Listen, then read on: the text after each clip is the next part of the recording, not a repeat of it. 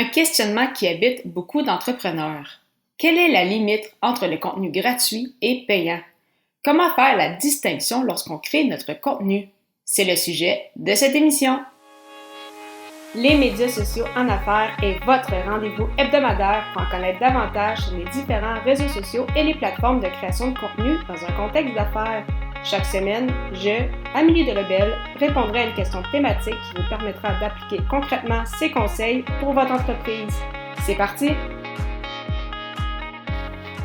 Salut et bienvenue sur cette 61e émission des médias sociaux en affaires, la 7e dans le cadre de ce défi J'envoie. Et aujourd'hui, je réponds à la question, quelle est la limite entre le contenu gratuit et le contenu payant?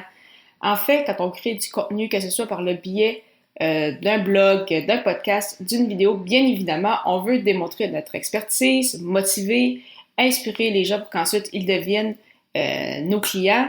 On veut enseigner également, donc bien évidemment, on veut augmenter notre notoriété, mais en même temps, on veut vraiment aider notre persona. Et en aidant notre persona, on espère par la suite qu'au fil du temps, quand ils ont vraiment un besoin, qu'ils viennent vers nous plutôt que vers nos compétiteurs. Donc, c'est bien évidemment un des éléments très importants en fait avec la création de contenu, en plus bien évidemment de l'aspect un peu plus technique en lien avec le référencement, mais une question qui m'est souvent posée, surtout en lien avec le podcast, c'est justement, mais Amé, qu'est-ce que je dis dans mes épisodes? Donc, jusqu'à où je livre, qu'est-ce que je livre exactement et également de quelle façon? Donc, en fait, le premier point, en pensant à tout ça, ça me faisait penser à la vente par infusion, en fait, qu'on apprend dans l'Académie du podcast, donc la formation de Marco Bernard que j'ai suivi justement pour mes deux balados. Donc, si jamais vous voulez voir un peu de quoi il s'agit, simplement vous rendre au ameliedelebel.com/lancer son podcast, lancer ER.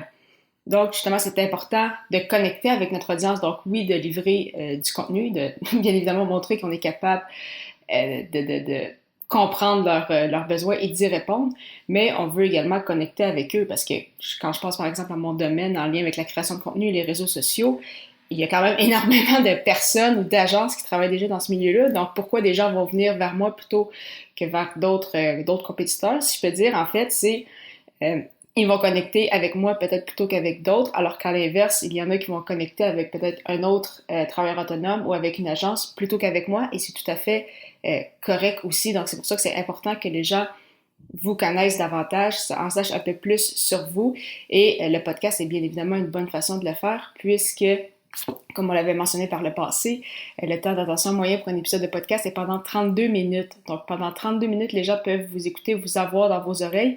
Et donc, lors d'un premier contact, que ce soit pour le biais des réseaux sociaux, par téléphone ou par courriel, les gens ont déjà l'impression de vous connaître un peu, ce qui n'est pas le cas pour les gens qui ne créent pas de contenu. Et donc, pour répondre concrètement en fait à la question, donc c'est quoi finalement la limite? Donc oui, je vais parler un peu de moi, oui, je vais démontrer mon expertise. En fait, un truc que je vous donne, c'est le comment. Donc, qu'est-ce que je veux dire par là? C'est en fait, c'est important d'expliquer bien évidemment le quoi et le pourquoi. Donc, par exemple, pourquoi c'est important d'avoir un podcast? Qu'est-ce que concrètement un podcast? Qu'est-ce que ça peut vous apporter? Mais par exemple, le comment, la fameuse recette, c'est vous qui l'avez. Donc, vous pouvez être un peu sommaire, expliquer rapidement comment ça fonctionne, mais en fait, les gens pour ça vont venir vers vous, vont dire « Ok, je comprends pourquoi j'ai besoin d'avoir ça, je sais le quoi derrière, mais c'est ça le fameux comment, la recette. Pour moi, c'est ça que je veux acquérir, c'est ça dont j'ai besoin, et c'est pourquoi je vais aller vers cette personne-là. Donc, si jamais vous vous demandez « Ok, de quel angle que je prends, jusqu'où je le dis », pensez justement au fameux comment. Donc, le comment, c'est la recette, c'est vous qui l'avez. Donc, peut-être en parler brièvement justement avec le quoi, mais bien évidemment, vous ne voulez pas livrer de A à Z tout ce que vous faites étape par étape, parce que sinon, les gens vont avoir tout ce dont ils ont besoin pour par la suite commencer le processus.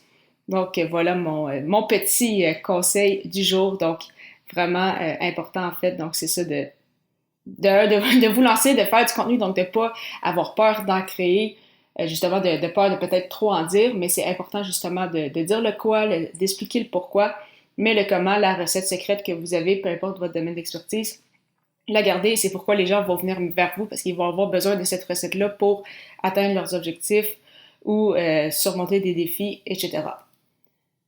Donc, demain pour cette autre émission des médias sociaux en affaires, je vais répondre à la question « Comment puis-je optimiser ma présence sur les réseaux sociaux ?» Au plaisir de vous y retrouver!